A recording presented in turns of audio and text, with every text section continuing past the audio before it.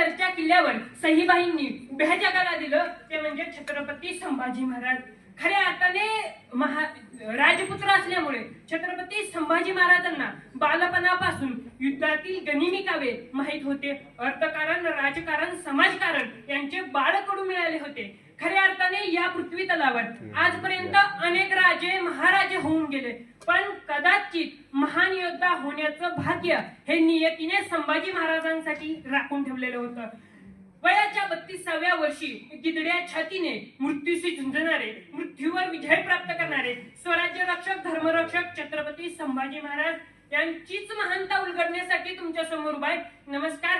होळी भगवंत रामचंद्र विषय बोलतोय. महान योद्धा छत्रपती संभाजी महाराज. प्रस्तुत विषयाची सुरुवात करत असताना मला या विषयातील जी महान योद्धा ही संकल्पना आहे, ही संकल्पना फक्त छत्रपती संभाजी महाराजांचे रणांगणावर केलेल्या युद्धापर्यंत मर्यादित ठेवायची नाही, तर या विषयाची चिकित्सिक पद्धतीनं मांडणी करणं अत्यंत गरजेचे वाटतं.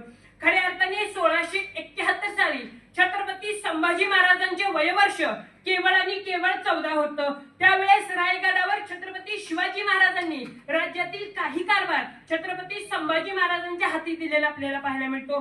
यानंतर 1672 साली जो फ्रेंच प्रवासी होता अरे कॅबे, तो असा लिहितो की छत्रपती शिवाजी महाराजांनी आपला छोटासा राजपुत्रांच्या हाती ह्या स्वराज्यातील तब्बल 10,000 शूर, वीर, पराक्रमी सेनापतींची ही विभाग त्यांच्याकडे दिलं होतं. आणि ते पुढे असं लिहायला लागतात की छत्रपती संभाजी महाराज हे छत्रपती शिवाजी महाराजांइतके धैर्यशील, युद्धकलेमध्ये पारंगत आणि एखाद्या वयोवृद्ध सेनापतीला लाजवेल असे ते दांडपट्टा आणि तलवार चालवताना आपल्याला पाहायला मिळतं.